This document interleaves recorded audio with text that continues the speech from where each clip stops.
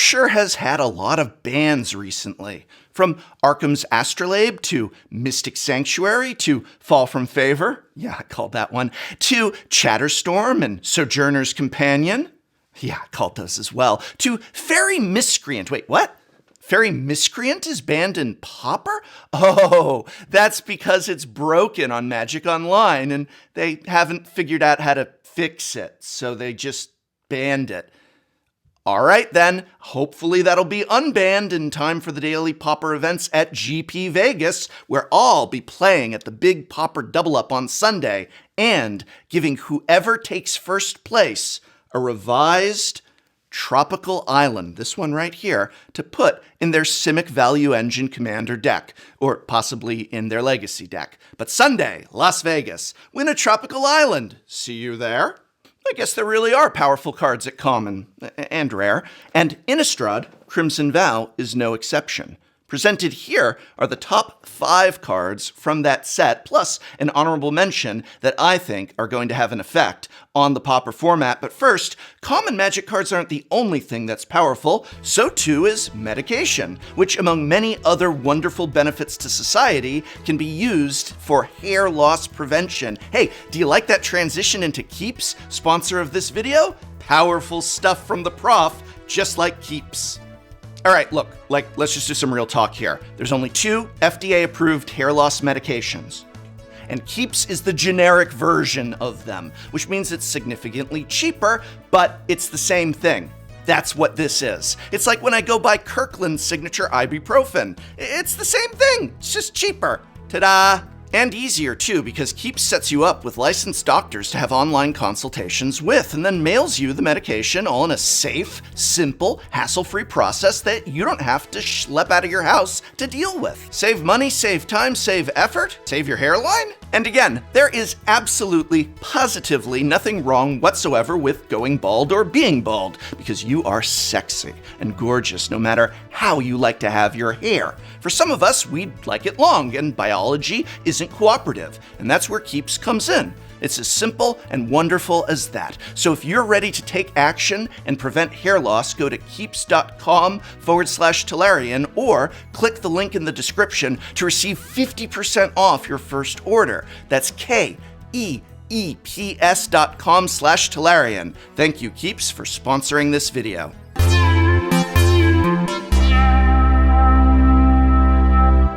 I think that Crimson Vow really did deliver Pauper a lot of high-powered playables, but there's an honorable mention that I can't resist talking about. For me, it's a nostalgia callback in the form of Persistent Skeleton. Sorry, did I say skeleton? I meant specimen. It's a Pauper-level version of a favorite of mine from an ancient era known as M11, and that's Reassembling Skeleton. Persistent Specimen is a single black for a 1/1 skeleton, and you can spend 2 of any color and a black to return Persistent Specimen from your graveyard to the battlefield tapped. So Reassembling Skeleton actually costs an extra generic to cast, but it costs a generic less to activate its ability, which I think makes it significantly better. And though at first look the already existing Sanitarium Skeleton is worse for going from graveyard to hand, it is much better in a Tortured Existence or discard style deck. Meaning Sanatorium Skeleton has a home in Pauper, and Persistent Specimen, well, we do have Ashnod's Altar in the format, and Aristocrat-style sack builds could make use of it. I mean, Ashnod's won't make it go infinite, but it does make it a lot more affordable, and it teams up rather nicely with Thought Picker for a Pauper-style Fate Seal, or just go with the classics like Carrion Feeder. I'm just really happy to get a toy like this that makes me think back to the good old M11 days. But let's talk about cards that are going to have a significant impact, and number 5 on the list is Massive Might. I really love this card, and not just because it depicts a giant snail, though that is nice. But the main thing is that for a single green, it gives target creature +2/+2 and trample at instant speed. And that means it's going right into my Infect deck. Ooh, maybe I'll bring that to Vegas. Getting that +2 and trample is a great cantrip improvement over something like regular old giant growth, as chump blockers no longer pose the problem they once did for the deck. What's more, the trample gives it a very interesting synergy with Ram Through. The The one generic in a green instant that says target creature you control deals damage equal to its power to target creature you don't control. If the creature you control has trample, excess damage is dealt to that creature's controller instead. While I don't know that this particular combo is reliable enough to become a regular fixture, there's certainly going to be a lot of people trying to pull it off once for the lulz. And even just by itself, Massive Might is going to be a massive pain for our opponents. Coming in at number 4 is a great new toy for blue. Hey, what a surprise, blue gets a great new toy. Oh, but wait, this is one that isn't overpowered or format warping? Huh, someone must have made a mistake. It's Lanternbearer, and also Lantern's Lift. Lanternbearer is a 1/1 flying spirit for a single blue mana. That is what it is. But it has a disturb cost of 2 generic and a blue, which lets us cast it from our graveyard transformed, at which point it becomes an enchantment. And the creature we enchant gets +1/+1 and has flying. What a fun pair-up with Ninja of the Deep Hours. A 1/1 flying to swing in and then ninjutsu, bring back, chump block, and then that flip side will give that same ninja evasion, allowing it to hopefully get in further and hit as a 3/3 flying ninja. Yes, I said it. Play Pauper and play with 3/3 flying ninjas. The only thing holding this back on the list is that there are already a lot of other 1/1 flyers that you can have been using for ninja tempo decks. But I feel that the flip side advantage is far better than just scrying or drawing a card. Not that you can draw a card right now until they unban Fairy Miscreant. Oh, they're doing it soon? Okay, very good. All right, enough with the Fairy Miscreant jokes. They're unbanning it. They fixed it. It's fine. I was just having a joke. But what's coming in at number 3 is not a joke, and that's a card to make a storm in burn, or perhaps burn itself right into storm. Why, yes, it's Reckless Impulse. Reckless Impulse is a generic in red for a sorcery that reads, exile the top 2 cards of your library. Until the end of your next turn, you may play those cards. So I just love this because I absolutely loved Light Up the Stage, and this is pretty much the Pauper equivalent of it, right? While there are indeed many decks that are always going to run Faithless Looting for the discard, there are also many decks that could do without that discard, and now they can. And I think a great example of that are Boros Monarch lists, which don't want looting at all anymore. But of course, Storm is the real home for this, with a great matchup being the recently printed Galvanic Relay, or maybe even the also new from Crimson Vow, Kessig Flame Breather, which is a 1/3 human shaman where whenever you cast a non-creature spell, it deals 1 damage to each opponent. So maybe I'll just dust off my Thermo Alchemists and just go straight up mono red instead.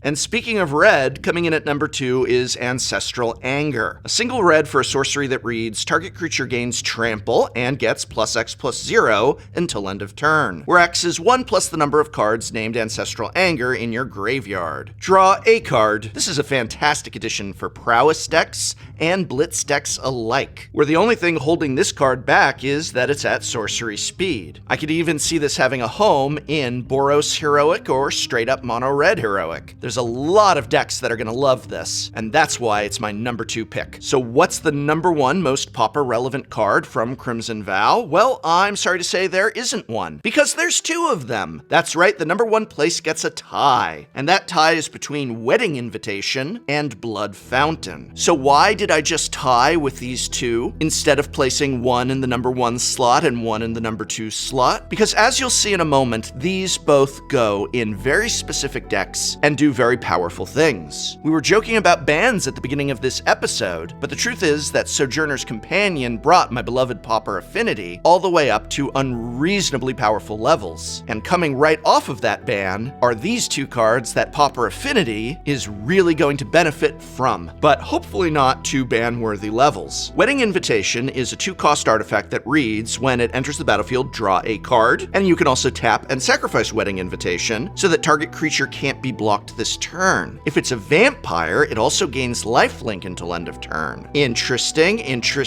And Blood Fountain is a artifact for a single black that reads, when Blood Fountain enters the battlefield, create a blood token, and for 3 and a black, you can tap and sacrifice it to return up to 2 target creatures from your graveyard to your hand. So basically, we're getting artifact for affinity, and in the case of Blood Fountain, 2 artifacts for the price of 1 black. because that blood token is an artifact as well. We can sack the blood token to draw a card, or in the case of Wedding Invitation, just draw a card when it enters the battlefield. So we're drawing cards, we're making artifacts. Affinity likes that. Returning creatures from our graveyard to our hand. What a fantastic synergy with the Atogs that often die to removal before they can get chomping. And how lovely that Wedding Invitation can make those Atogs unblockable once they do. Oh, or if it's a vampire, it gains lifelink until end of turn. Well, Grixis Affinity is likely packing some Siege Rhinos, right? For those that don't know, Siege Rhinos are very powerful in Pauper. They're just not called Siege Rhinos. They're called Bleak Coven Vampires. And if you're running Grixis Affinity, you're likely running a playset of these. Giving them lifelink as well as unblockable? Yes, please. Or of course, you can just run Pauper Siege Rhinos the deck, which is another I'm considering for Vegas. Forget Atog Fling, it don't mean a thing if it's not Pauper Siege Rhinos. Either way, these two cards are making strong decks even stronger, while hopefully not being in sight of the ban hammer. And since they are essentially going in those same decks, that is why they have tied for the #1 spot from Crimson Vow.